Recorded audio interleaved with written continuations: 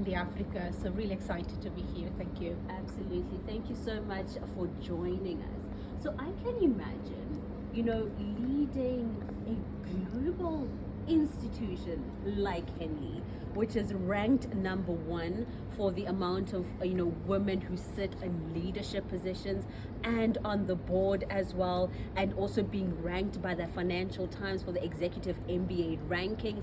I can imagine that's not an easy task, and it's not you're just waking up and you're taking a run down the street and you're coming back. It's a huge responsibility. What has that been like for you, particularly being a woman? Thank you. It's an absolute honor and privilege to be appointed to this role last year, and to be given the responsibility to lead the fantastic people of Henley, our students, our staff, and our clients and stakeholders, and co-creating and visioning the next chapter of Henley Business School global. It was not a planned career move, let's put it that way. My career path has been a bit unorthodox.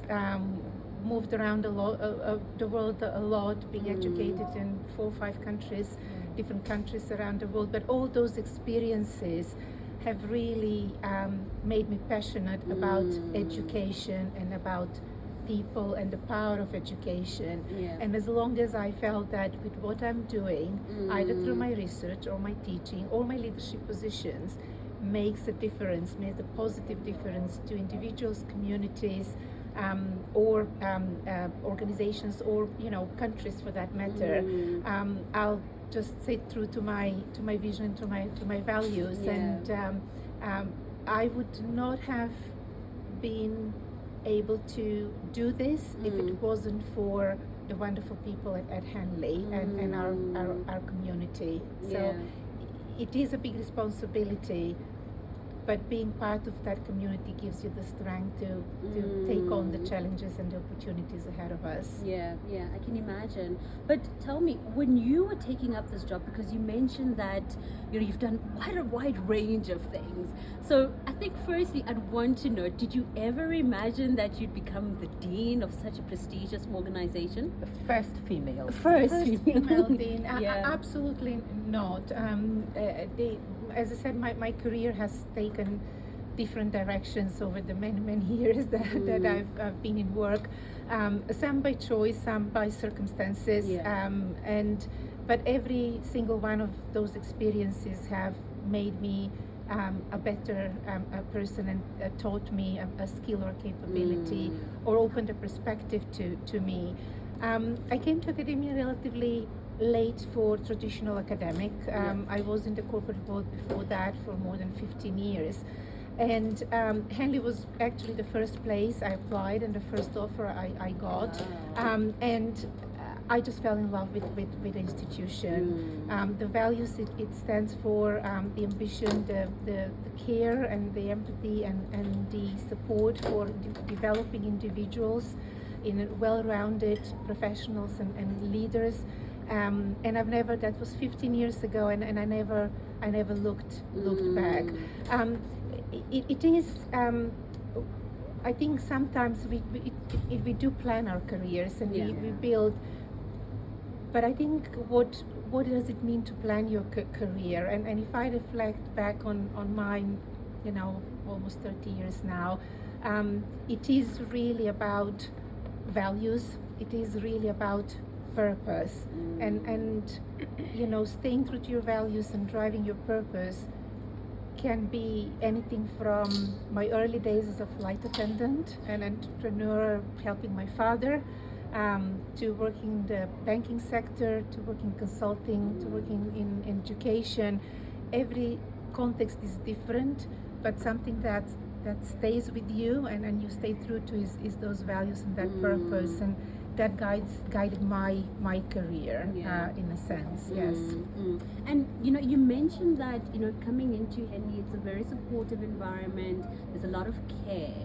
So when you were stepping into this role, what is it that you want to bring that you felt maybe wasn't as pronounced, within leadership itself or within the school? And what difference did you decide for yourself that this is what I want to do? Because you've spoken a lot about purpose, Yes, so yes, absolutely. Yeah. Thank you for that question. It's something I've been reflecting a lot during the process of being offered the opportunity and think about whether it is the right opportunity or whether I'm the right person for.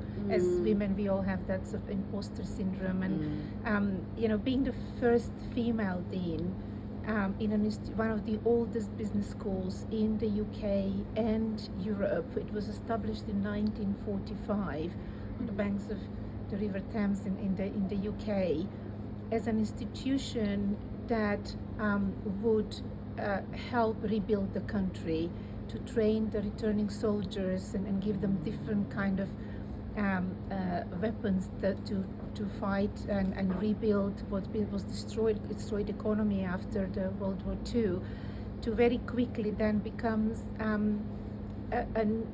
obvious that need for training and education is worldwide. It's not just in the UK, and Henley ability to take that is something that's very much embedded in the Henley DNA and very much aligned with my own values. So it was very challenging to think what else I can do as a leader. What else can there be in this institution that already has a world-class reputation and for excellence, for research both and scholarship and education. And it's something that I think transpires across our societies. We are, what one of Canadian philosophers says, in these in-between times where the old systems seem to kind of fall apart, but we are not quite sure what the new one will look like. And I felt a little bit that's not necessarily specific to Henley, but to education, and particularly business school education. And that kind of inspired me. What should business education be, management education be for the next 5-10 years? And what role can Henley play in then driving that agenda? And there's definitely opportunity, as always is when there is a challenge, isn't it? To take these in-between times to try and shift the paradigms a little bit and say, what is the role of business education? What is our role in addressing some of the critical issues that we face as individuals, as organizations, communities, societies, but also globally. Very much about stepping up in our game to drive prosperity, to drive people for people around the world and for the planet. We have a responsibility to leave a better world for our children. They are our future, but their future is up to us. And business education is a big part of that. I think business professionals and leaders have the responsibility to make sure that the future decisions we take in the business context have that wider societal impact at the forefront of their thinking and decision making. And as I said, it's what gave me courage is that a lot of that was already embedded in Henley's DNA. Taking that and building on that and envisioning what Henley can look like for the next 5-10 years is what I'm really excited about, and That's working amazing. with my colleagues. Yes. And you mentioned, in between times, right? So in your tenure as a leader of Henley, as a dean, have you experienced in between times, and how did you handle it? Because I know in an interview now we can speak about it and be, in between times we must, get through it and overcome the challenges, that we are faced with, particularly in leadership. So, but how did you handle those in between times, and what kept you going as well? Because I know generally when we face challenges, it's like, oh, okay, maybe it's not for me, I'm a step back. But we know that sometimes we don't have the luxury of stepping back. We just have to go forward. Exactly. So how did you handle that? Yes, exactly. And if you think, what is it at the root of that is people's anxiety, and why people, and we have that now post-COVID more than we did in the past for various reasons. There are lots of professional but personal challenges internationally, but in South African context, especially here.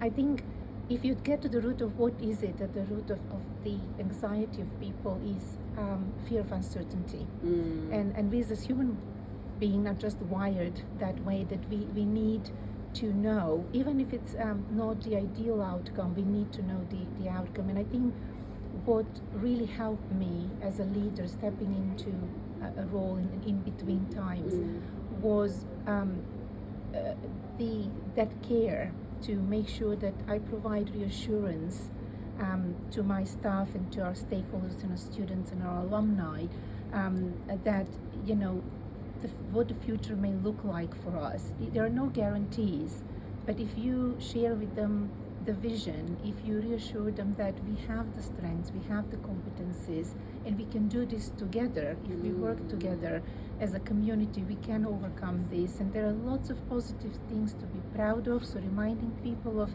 all the good stuff, because that's another challenge. When you're in the midst of challenges, you forget that actually a lot of good is also happening.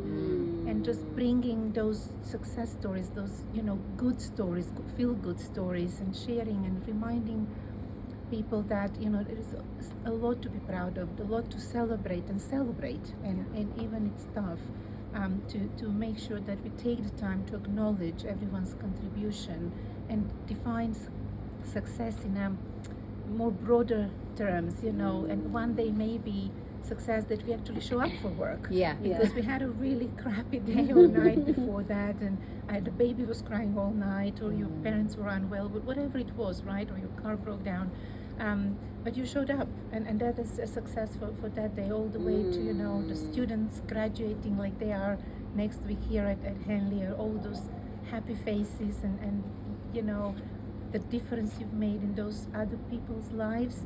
So reassurance about the future, and also empowering people to be part of envisioning that future.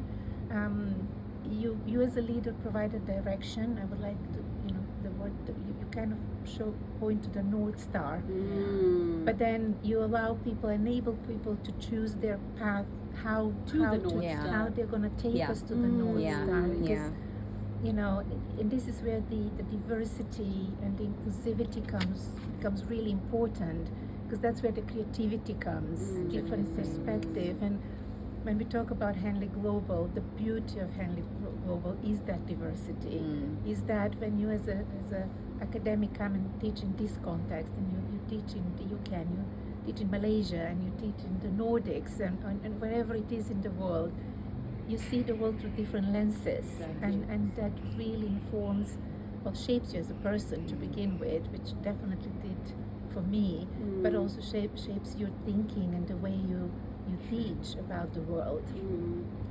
So that's kind of the third element, I think, really empowering people to be the best they can, and working together in that process. I mean, that's amazing. And I know you touched on something. You said planning your career.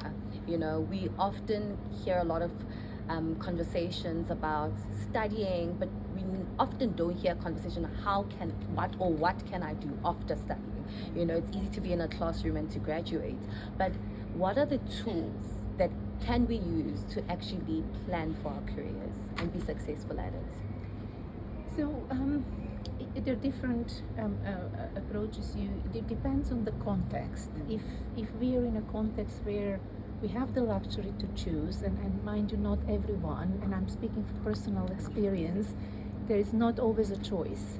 And in my experience, that should not be disappointing.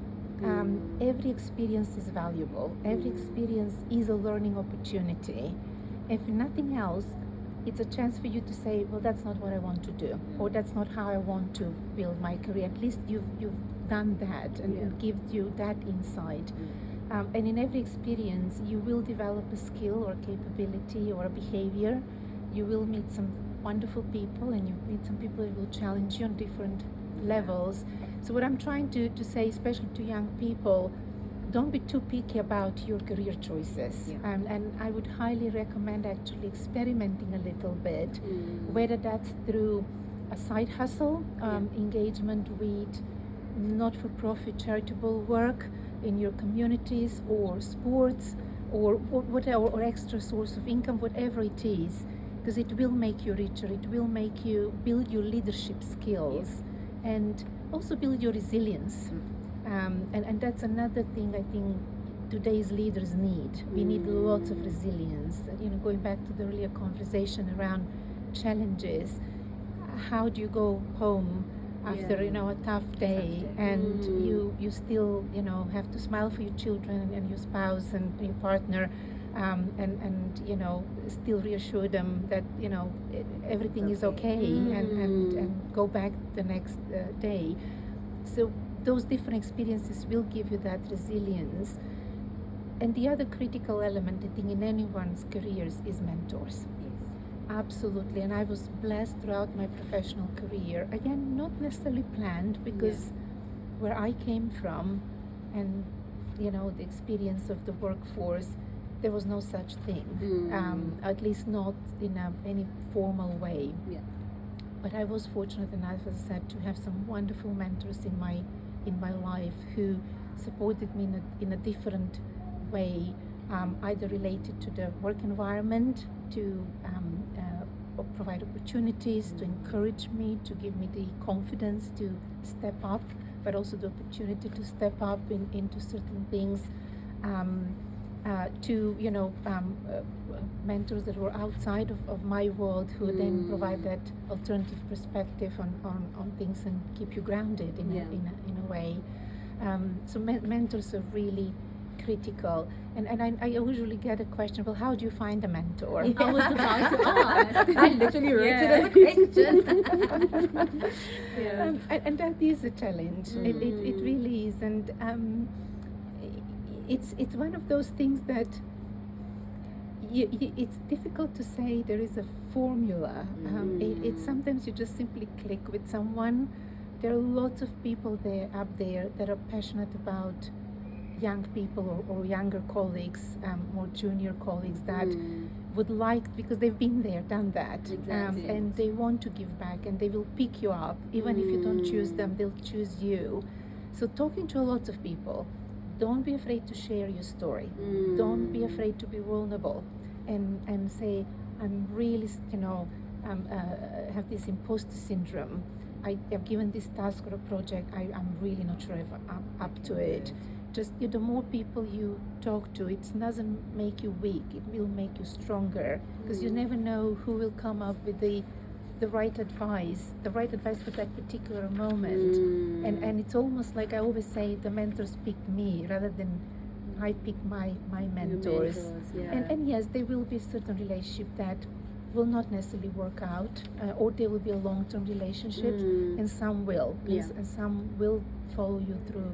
And it may be that you don't talk to your mentor for 6 months, and then something happens in your life, like this opportunity for me. And my first thought was, I need to talk to my mentor, my trust. And unfortunately, only to realize that he actually passed away the previous year. But my default thought was, I need to pick up the phone and talk to him. So again, it's talk to people, as many people as and share your experiences, and also talk to young people. Don't forget, you're never too young to mentor someone as well. True. Very true.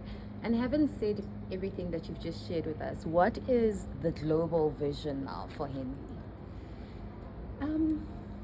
I think the global vision for Henley is something that's always been there, going to earlier part of our conversation of why Henley was established and why Henley exists, to provide that research-informed but relevant, practice-based education to train and educate professionals and leaders, and becoming one of the first schools in the world to be international very early. And we're talking 50s, 60s, where lots of other universities and business schools did not really consider internationalization. The global vision is to really share the power of knowledge and equip people in their local environment and make it relevant to their local environment, and then take those insights and knowledge and experience back to the other part of your global network. I always say I absolutely love teaching in South Africa, and I learn from my students as much as they learn from me, because they challenge me in a different way with their perspective. So the global vision for Henley, and you can notice I'm not talking about being excellent in research and being excellent in, because that's a given. For a world-class business school, that's not an option. But it's beyond that. It's our societal impact, our responsibility for sustainable leadership, developing sustainable leaders, is our global vision. Now, what that would look like in South Africa may be different from the UK, may be different from Malta or Malaysia, or somewhere in Central America. That's where the global vision really matters, and making it relevant to that local context. It is about really being responsible and building responsible professionals and leaders to make decisions with that more of a holistic approach and awareness that their decisions are not just here and now, they are actually much longer and have a wider impact beyond the boundaries of their organizations. Okay, that's absolutely beautiful. And I just caught on the word, sustainable leadership. And can you just quickly, as we begin to round up that interview, because it's, when we speak of leadership, we often leave out that sustainability part. But what is a sustainable leader, and what makes a sustainable leader? Absolutely, and there is a lot of debate out there, and I just want to clarify, when we talk about sustainable leadership and sustainability at Henley, we define the term very broadly. So it's not only environmental sustainability we're talking about, it is across the board. So what a sustainable leader is, a leader who would make sure that in their hiring processes and their talent development, they their strategy is sustainable over time. They look after the talent development in a broader context of not just the organization, but the economy, the society, and the world, to make sure that they are there to carry the vision and the strategy of the organization over time in a way that will ensure that organization will be there in the next 100 to 200 years. So it's not just the profit, the next quarter, the bottom line, although I know a lot of my former students, they will argue, well, but that's how we are measured by the stock market. It's the next quarter target. Yes, but I would argue it is and it isn't, because there's going to be another quarter and another quarter. Exactly. And how do you Never make sure ends. that it's never ending? And that sustainability also means sustainable leader.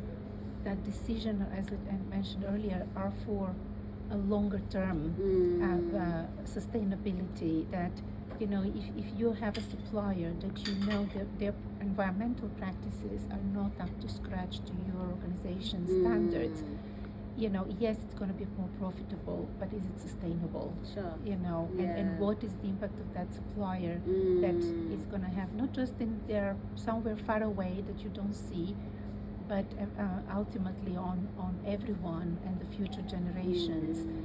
Nothing happens in isolation. And even though something happens far away from us, or 10 years later, the impact will be there, and 10 years come very quickly. It really does. So sustainable leadership means that you also sustain yourself as a person. We talked about resilience a bit earlier. That how do you make sure that you can continue to lead and enable your team and your people to also perform their jobs to the best of their ability, your organization, being public sector or private sector, to perform to the best of their ability, and sustain yourself as a person. How do you make sure you develop, you continue to develop, look for those learning opportunities. And sometimes that may mean you need to take a bit of time off, and sometimes may mean that you need to do a lateral move, just to experience something that will make you a better leader and better, professional. So it starts across all areas of your life, really. Yeah. And just on leadership and development, and just to bring it back to you now as we close this interview, the Elena who started in this position, however many years ago that was, and the Elena who's sitting in front of us right now, how have you developed, and how do you hope to develop and become a better leader in the future, particularly in this position as Dean? Yes, I think if I have to single out one thing that, on reflection, I realized what made me a trusted leader was trust. And I work on trust, and I think if people trust you and you trust the people you work with, you can get a lot of done and achieve a lot. And I work very collaboratively. It's not, I know all the answer. I don't, but I can facilitate and enable us as a team to come up with the right answers, and also allow for that vulnerability. That nobody is perfect. We all make mistakes, and that's okay, as long as we learn from those mistakes and we acknowledge them, and then we move on. So it is that sort of trust-based, collaborative approach to leadership, empowering people, but also, I've been told, inspiring people. I do tend to be quite passionate about things, and that passion can come through in the way I talk with and present and get excited, and ability to get other people excited, and then reassure them that it's okay, we'll get this done.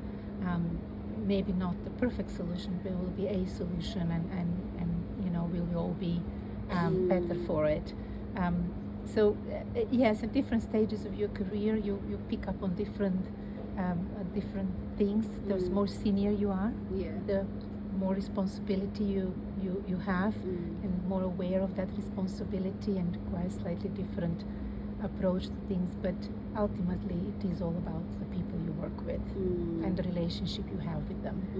So putting people first, we could say, is your philosophy. Absolutely. And your priority. It's not about you, but about the people that you are serving. Absolutely. And we are in a business of people. We develop individuals. You can imagine 17, 18-year-old, they join us as, a young adult, and they leave us as an adult. 3 years, the impact we have on these person's lives, and then all the way to someone in their 40s who are rethinking their career. Equally for staff, who join us as an intern, all the way someone who joins us in their 50s, and even later than that, the experience. This is important aspect that I just want to drop in the conversation on that age thing.